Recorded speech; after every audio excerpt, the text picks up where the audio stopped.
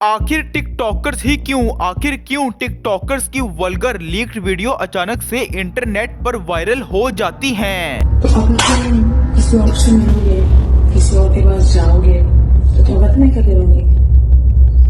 तुम्हारी अपनी videos viral कर दूंगी। दोस्तों, आज की इस वीडियो में मैं किसी का नाम लिए बगैर हम आज इसकी साइंस को जानने की कोशिश करेंगे कि आखिर क्यों टिकटॉकर्स की लीक्ड वीडियो वायरल हो रही हैं।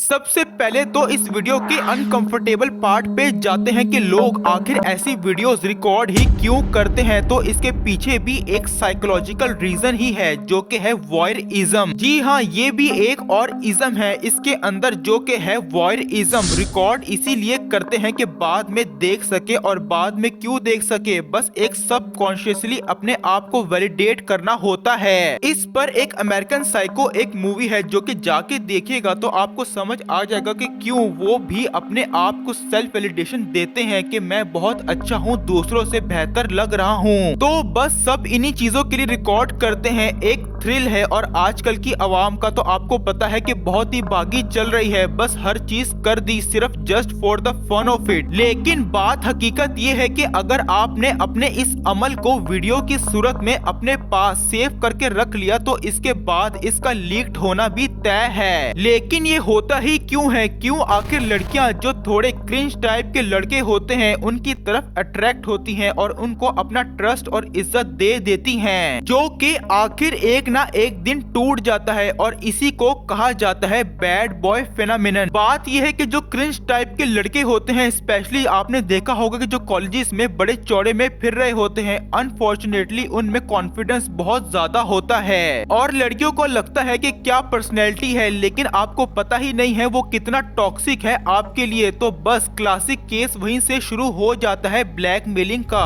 पैसों की या फिर उसी एक्ट को दोबारा करने की। और इसी चीज पर एक रियल स्टोरी भी है। दरअसल ये बात है 2010 की। अमेरिका में एक लड़का था हंटर मूरी। हंटर मूरी ने एक अडल्ट वेबसाइट बनाई जिसका नाम था इज एनीवन अप, जिस पर होता ये था कि इस वेबसाइट पे जिन लड़कों का ब्रेकअप हुआ है वो अपनी एक्स गर्लफ्रेंड की टेढ़ी मेढ़ी तस्वीरें, या जिसको आसान अल्फाज में कहूँ तो नाजेबा तस्वीरें इस वेबसाइट पर अपलोड कर देते थे। और उसने इस चीज को नाम दिया है कि ये एक रिवेंज पॉर्न है। रिवेंज, हाँ जी, यानी कि अगर लड़की ने आपसे ब्रेकअप कर दिया है या किसी तरीके से वो आपको छोड़कर चली गई है तो इस पर आप बदला ले रहे हो, और उस पर उसकी ऐसी वैसी उल्टी सीधी गलत तस्वीरें या वीडियोस हैं वो बस आप इंटरनेट पर अपलोड कर दो या इस वेबसाइट पर। लेकिन खैर आखिर वो लड़का पकड़ा गया था 2014 में। FBI ने उसको अरेस्ट किया और फिर 2.5 साल तक जेल में भी रहा। लेकिन मुद्दे की बात तो ये है कि कुछ लड़के ब्रेकअप के बाद उनके अंदर एक ऐसी बदले लेने की आग लग जाती है कि वो फिर उस लड़की की इज्जत को पामाल कर देते हैं, जो कि जाहिर सी बात है कि विक्टिम के लिए भी बड़ा हार्मफुल होता है और सोसाइटी के लिए भी। लेकिन अब आते हैं अपने असल सवाल पर कि आखिर टिकटॉकर्स ही क्यों। हालांकि इसके अलावा भी बहुत सारे और भी लोग होते हैं, एक्टर्स भी होते हैं, बहुत सारे सेलिब्रिटीज भी होते हैं, और अक्सर पॉलिटिशियन की भी वीडियोस आ जाती हैं। लेकिन टिकटॉकर्स ही क्यों? आजकल ज्यादा इनकी वेव क्यों चली हुई है? टिकटॉकर्स पे टिकटॉकर्स, सारी इनकी ही वीडियोस लीक हो रही हैं। अब ये मेरा पर्सनल ओपिनियन है, माइंड नहीं करना। लेकिन जो लोग ट्रेंड को फॉलो करते हैं, डांस करते हुए मशहूर हो रहे हैं, उनको जो शोहरत की रिस्पॉन्सिबिलिटी कम होती है इसका एहसास नहीं होता,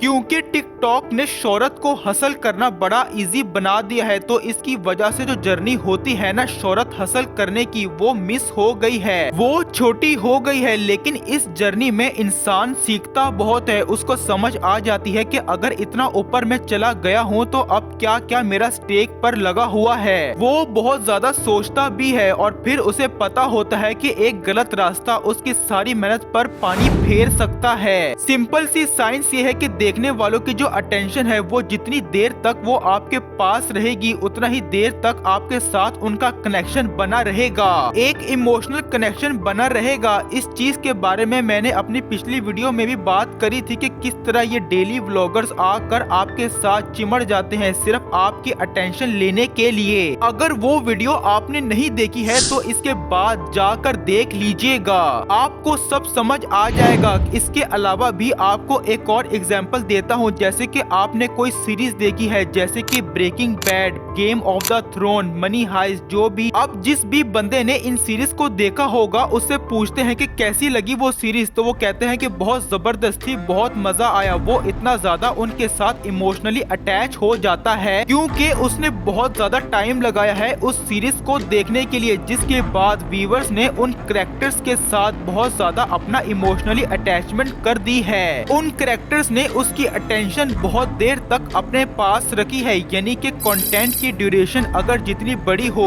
तो उतना ज्यादा व्यूअर्स का कंटेंट और कंटेंट के क्रिएटर के साथ कनेक्शन बड़ा होता है। उससे और कम आ जाए ड्यूरेशन में तो यूट्यूब की 10-15 मिनट की वीडियोस होती हैं, और उससे और कम आ जाए तो फिर डांस की और ट्रेंड्स की वीडियो होती हैं, जो कि शॉर्ट फॉर्म वीडियोस होती हैं, जैसे कि ये रील्स हो गई या फिर टिकटॉक वीडियोस हो गई। अब मेरा ओपिनियन ये है कि जो शॉर्ट फॉर्मेट के कंटेंट क्रिएटर्स होते हैं ना, ये टिकटॉक की जो वीडियोस बनाते हैं या फिर जो छोटी छोटी वीडियोस बनाते हैं, ट्रेंड को फॉलो करते हैं, उनके फॉलोअर्स तो बहुत होते हैं, लेकिन उनके क्रेजी फैंस जिनका इमोशनली अटैचमेंट उनके साथ होता है वो बहुत ही कम होते हैं। इसीलिए जो डिजर्व फेम होता है in exchange of good duration of attention, उसमें आपके मूवी स्टार्स होंगे, उसमें आपके पॉलिटिशियंस होंगे जिनकी आप घंटा घंटा स्पीच सुनते होंगे। लेकिन ये टिकटॉक जब से आया है तब से उसने ये सारा मॉडल ही बदल दिया है मशहूर होने का। उसने उस बंदे को, जो पब्लिक है, जो व्यूअर है, जो देखने वाला है, उसको बोला कि आप किस किस को देखते रहोगे, तुम तो खुद सेलिब्रिटी बन सकते हो, तुम सिर्फ इस गाने पे वीडियो बनाओ और मैं तुम्हें एल्गोरिथम में लेकर आऊंगा ऊपर। अब ये जो आइडिया था बिजनेस के हिसाब से तो ये बहुत कमाल था, बल्कि $1 मिलियन नहीं बल्कि $1 बिलियन आइडिया था। जी हाँ, इतनी ही नेटवर्थ है आज के टाइम में टिकटॉक की, यानी कि टिकटॉक ने सबको सेलिब्रिटी बना दिया। अब आप देखिए कि किसी की वीडियो वायरल चली जाए और वो एल्गोरिथम में आ जाती है तो वो खुश हो जाते हैं, जिसका अल्टीमेटली फायदा प्लेटफॉर्म को भी होता है। अब हमारे यहाँ पाकिस्तान में एक और चीज ये भी है कि जो टिकटॉकर लोगों की नजरों के सामने इतना ज्यादा नहीं आ पाते हैं, ऑल्दो उनके फॉलोअर भी बहुत ज्यादा होते हैं, लेकिन कहीं ना कहीं वो ये चाहते हैं कि लोग इनके बारे में बात करें, और यहीं से ये नया सिलसिला शुरू हो जाता है इन लीक्ड वीडियोस का। अब वो लोग जो इन टिकटॉकर्स को नहीं भी जानते थे वो अब इन्हें जानने लग जाते हैं because of their leaked videos. तो इन टिकटॉकर की लीक्ड वीडियोस की लीक्ड होने का सिलसिला ना कभी थमा था और नहीं कभी थमेगा, बल्कि दिन ब दिन इस घनौने काम में आपको इजाफा ही देखने को मिलेगा। आपकी इस तरह की टिकटॉकर्स के बारे में क्या राय है, हमें कमेंट सेक्शन में जरूर बताएं। तब तक के लिए